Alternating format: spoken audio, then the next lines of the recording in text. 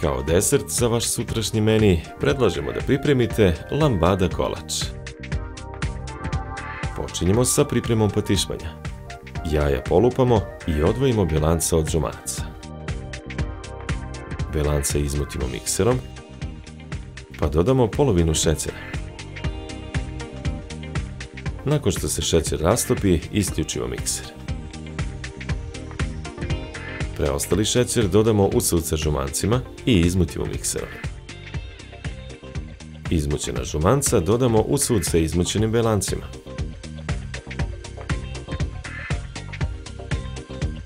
Dodamo brašno i prašak za pecivo, pa mešamo lopaticom dok se smesa ne sjedini.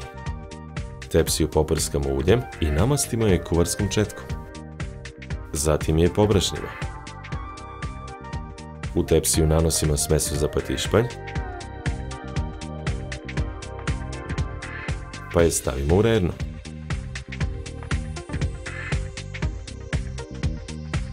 Pečemo 20 minuta na 180 stepeni. U međuvremenu pripremamo beli krem. U šerpu na šporitu stavimo mleko, šećer i brašno, pa mešamo žicom. Počinjemo sa pripremom žutog krema. U šerpu na šporitu sipamo 600 ml soka od naranče, dodamo šećer i vanilin šećer. U preostali sok u menzuri dodamo prašak za puding i mešamo žicom.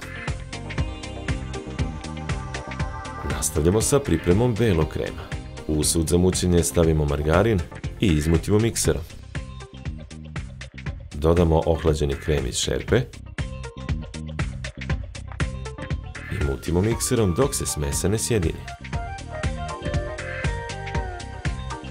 Nastavljamo sa pripremom žutog krema. U provreli sok u šerpi na šporitu dodamo promešani puding i mešamo žicom. Nakon što žuti krem dobije neophodnu gustinu, šerpu sklonimo sa šporita.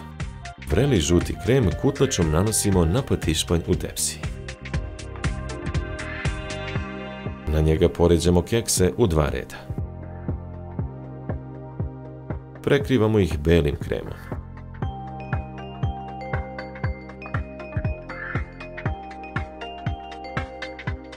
Počinjemo sa pripremom preliva. Čokoladu izlomimo na parčad i stavimo je u šerpu na šporitu. Dodamo ulje i mešamo kašikom. Kada se čokolada rastopi, čokoladni preliv kašikom nanosimo na kolač. Isečemo kolač na kocke. 2 parčeta lambada kolača stavimo na tacnu za serviranje. Ukrasimo kriškama naranđe i jabuke.